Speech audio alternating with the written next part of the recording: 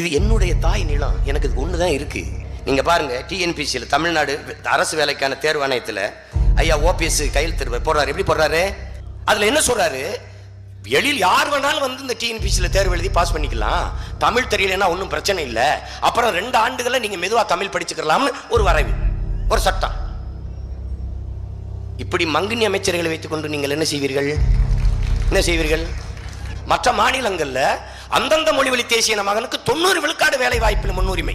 ஆனால் இங்க 20 விழுக்காடை கூட தமிழன் தொடல, அவனுக்கு வேலை இல்லை. 3500 தமிழ்நாடு தேர்வு ஆணையத்தில் வேலை வாய்ப்பு 3500 பேர் தான். 13 லட்சம் பேர் தேர்வு எழுதியிருக்காங்க.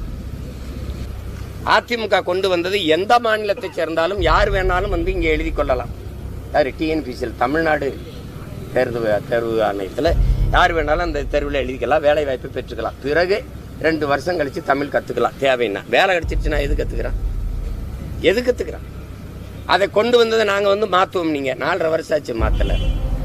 இதில் 13 லட்சம் பேர் எழுதியிருக்காங்க. எத்தனை பேர் ஏன் ஆளுன்னு தெரியல, எவன் எந்த மாநிலத்துக்காரன்னு தெரியல. நண்பர்களே, தமிழர்களே, தமிழ்நாட்டை ஒரு இந்தி மாநிலமாக மாற்றும் சூது பாஜகவிடம் இருக்கிறது, இந்திய ஆட்சியாளரிடம் இருக்கிறது. இந்த சூது ஏற்கனவே காங்கிரஸ் காரனிடமும் இருந்தது. தமிழ்நாட்டில் நாங்கள் இந்திய எதுக்குறோம் பொய்யா சொல்லி எடுக்கிறீங்க. இந்திய எதுக்கு எல்லா திட்டமும் இந்தியில கொண்டு வர்றான், நீ நான் திருப்பி சொல்லிட்டு இருக்க.